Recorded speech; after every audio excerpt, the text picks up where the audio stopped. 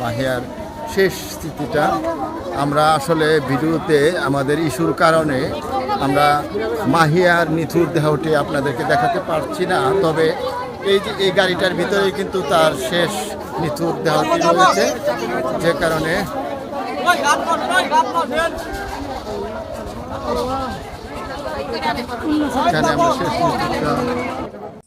আপনাদের এখন দেখাবো এই চাঞ্চল্যকর যে মাহিয়া খণ্ড বিখণ্ড দেহটি পাওয়া গিয়েছিল। আমি সেই স্থানটিতে এখন আপনাদের নিয়ে যাচ্ছি। আসুন আপনাদের দেখাচ্ছি যে কোথায় সেই খণ্ড বিখণ্ড মাহিয়ার এই শাওরার স্কুলের অষ্টম শ্রেণীর শিক্ষার্থী মাহিয়াকে কোথায় এভাবে করে এই খণ্ড বিখণ্ড করে যে জায়গা থেকে রাখা হয়েছিল, আমরা সেই জায়গাটিতে যাচ্ছি, আপনাদেরকে দেখাচ্ছি। দেখুন,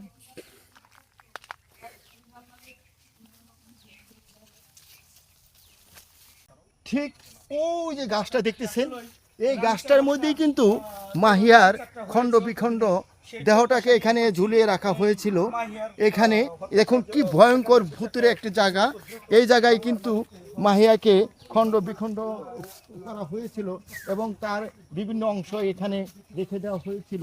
তো আমি আসলে আমার বাড়ি মানিকগঞ্জ জেলায় সিংগার উপজেলার অন্তর্গত। আমি এই বাসিন্দা হিসেবে খুবই লজ্জিত এবং আতঙ্কিত। তো আমার এই ভিডিওটা করার উদ্দেশ্য একটাই, যেন এই ভিডিওটার মাধ্যমে অত্র উপজেলার সবাই আমরা সচেতন হয়ে উঠি, সোচ্চার হয়ে উঠি। এইরকম যেন ভয়ঙ্কর আর এরকম যেন নৃশংস ভাবে এইরকম যেন আমরা যেন আর না কোনো সন্তানকে হারাই, না কাউকে হারাই। তো যাই হোক, আমি এখন চলে যাচ্ছি মাহিয়ার যে বাড়ি, সেখানে যাব। সেখানে গিয়ে আমরা আপনাদেরকে আরও কিছু তথ্য দিব, তাহলে আপনারা আমার সঙ্গে থাকুন। আমরা এখন সেই মাহিয়া আক্তার, সেই চাঞ্চল্যকর যে একটি বর্তমান যে সবার মুখে মুখে এই যে মাহিয়ার যে খণ্ড বিখণ্ডিত যে এই জঘন্যতম কাজ, সেই মাহিয়া আক্তারের আমরা বাড়িতে চলে আসলাম। এই বাড়িটি হলো চর লক্ষ্মীপুর গ্রাম, এই গ্রামের নাম। এখন আমরা দেখব মাহিয়ার যে বাড়ি, মাহিয়া ঠিক এই ঘরটার মধ্যে থাকতো, এই ঘরটার মধ্যে থাকতো। এই যে মাহিয়া যে কক্ষটা থাকতো, আমি ঠিক এই কক্ষটায় প্রবেশ করলাম। ঠিক এই বিছানাটাই মাহিয়া কিন্তু ঘুমাতো এবং তার যে এই যে দেখুন পড়ার টেবিলটি কিন্তু সেভাবেই পড়ে আছে। আসলে রুমটিতে আলো স্বল্পতার কারণে আমরা আসলে তেমন করে তার সব বিছনা তার সে বালিশ সেভাবেই পড়ে আছে। এই যে দেখুন যে তার যে পড়ার টেবিল, তার সব কিছু, এই যে মাহিয়ার হাতের লেখা, আপনাদেরকে দেখাই মাহিয়ার হাতের লেখা। এই যে দেখুন কত সেইভাবে কিন্তু বইগুলো পড়ে আছে অগ্রসরভাবে। মাহিয়া এই শাহরান উচ্চ বিদ্যালয়ের অষ্টম শ্রেণীর শিক্ষার্থী ছিল, কিন্তু আমরা দুঃখের বিষয় যে এখানে এখন বিকেলবেলা বিদ্যালয়টি বন্ধ থাকার কারণে, তালাবদ্ধর কারণে আপনাদেরকে ভিতরটা দেখাতে পারলাম না। মাহিয়া এই শাহরান উচ্চ বিদ্যালয়ে অষ্টম শ্রেণীতে সে পড়াশোনা করত এবং এই বিদ্যালয়ে সে প্রতিদিন সে তার পড়াশোনার নিমিত্তে এই বিদ্যালয়ে সে যাতায়াত করত। এই শাহরান উচ্চ বিদ্যালয় এটি সিংগার উপজেলার মানিকগঞ্জ জেলার অন্তর্গত সিংগার উপজেলার একটি জনপ্রিয় স্কুল। এই স্কুলে কিন্তু মাহিয়া পড়াশোনা করত। দুঃখের বিষয় যে এখানে বিকেলবেলা তালা, যে কারণে আপনাদেরকে দেখাতে পারলাম না। মাহিয়া এই কবে এই বাড়ি থেকে কোথায় গিয়েছিল? 15 তারিখে সকালে প্রাইভেট করে ক্লাস করে আসে। মাই ভাত আসছে, কয় কি না মা বাড়ি এসে ভাত খাবানি। তো বাড়ি খেয়ে সরাইছি, ধান সরাইছি, আসলো তো রাখ ডাক দিয়ে ফোন দিছে, এই যাও আইসো মাহিয়া আসবে। আর কি কইছে বোর কাছে, বউ না যায় নাতি পাঠাইছি। তুই যাই নই এই কে আমি শিক্ষক জায়গা পোবার আইসে নাতির দেয় দেয় না ই কর নাই এই আসে না বউ আবার গেছে পোলার নাতি দেয় কইছে আমার বুনি কো কয় দেখিনি তোর বুনি রে না বউ কইছে বউ রে কয় কি বউ গেছে তো আমার কি দেখ কিছুদিন দূর নাকি ওখানে দিছে হাতের সাইনটার নাকি তাই কয় কি আমার মেয়ে কো তাও কই উঠছিল সারে তালাশ করো গে জান টাইন নে ও মনে করছে বাড়ি গেল না কোনে গেল অন্তে মাই বাড়ি এসে দেখা ফোন দিছে আম্মা মাহিয়া গেছে নাম কই না এই যে মাহিয়ার তালাশে গেল আর মাহিয়া আইলো না আর মাহিয়া আইলো না রে বাবু তারপরে আপনারা এই যে মাহিয়া যে আসলো না, সে মাহিয়াকে যে সন্ধানটা কেমনি পেলে মানে কোন যে পাইলেন আমাদের সেইভাবে মানে কেমনি মানে মাহিয়াকে মানে মাহিয়াকে যে ক্ষত মানে মানে কোন যে ক্ষত বিক্ষত সবশেষে যে সবশেষে ওর দেহটা যেন পাওয়া গেল এই সন্ধানটা কিভাবে পাইলেন? ওই বাড়ি খবর দিছে ওই দেশ থেকে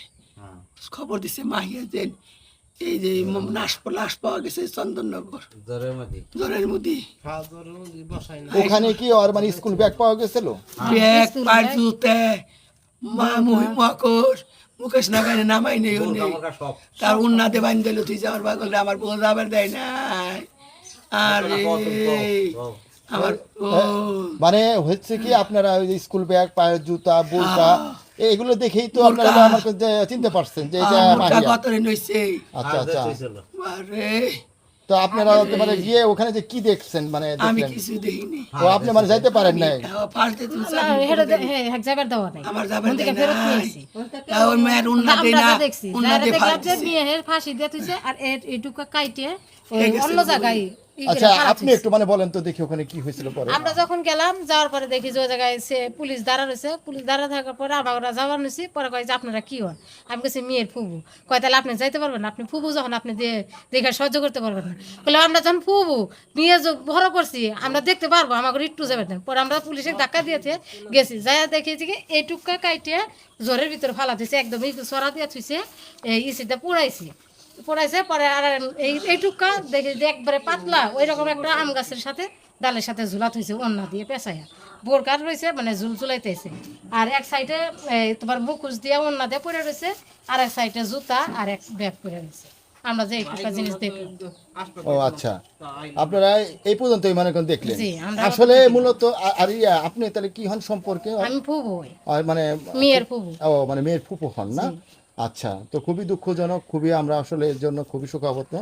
তো যাই হোক আপনাদের এই যে মাহিয়া আদরের মানে মাহিয়ার সাথে আমাদের আদরের মেয়ে এটা হ্যাঁ আদরের আমার ঘরে গোষ্ঠীর মধ্যে কোনো মেয়ে নাই ও এই আমার ঘরে গোষ্ঠীর মধ্যে একটা মেয়ে আমার ঘরে চোখের মনি এটা আমার কলজার টুকরা এটা। আচ্ছা ঠিক আছে, আমরা চাই যে আপনার মানে কারণ যে এই আপনাদের আদরের মানে মনির সাথে যে ঘটনা ঘটেছে আমরা এটা যেন সুস্থ যেন তদন্ত সাপেক্ষে যেন বিচার হয়, আর যারা এই কাজটা করেছে তাদের জন্য এমন কঠিন সাজা হয় জানে কি মানে দৃষ্টান্ত হয়ে থাকে।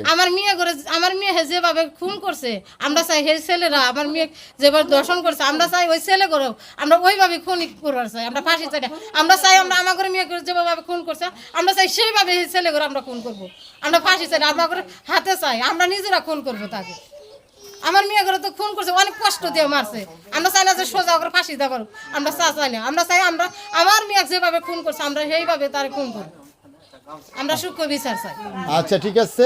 শাহরাল উচ্চ বিদ্যালয়ে অষ্টম শ্রেণীর শিক্ষার্থী এই মাহিয়া আক্তারের এই জঘন্যতম যে একটা কাণ্ড হয়েছে, মাহিয়া আক্তারের যে খণ্ড বিখণ্ডিত এই যে একটা বিষয়, এর জন্য কিন্তু আমরা মানিকগঞ্জবাসী লজ্জিত, আমরা সিঙ্গারবাসী আজকে লজ্জিত, কারণ আমাদের মানিকগঞ্জ সিঙ্গারে এইরকম জঘন্য এরকম ভয়ঙ্কর কিছু ঘটবে এটা আমরা কখনো প্রত্যাশা করি না।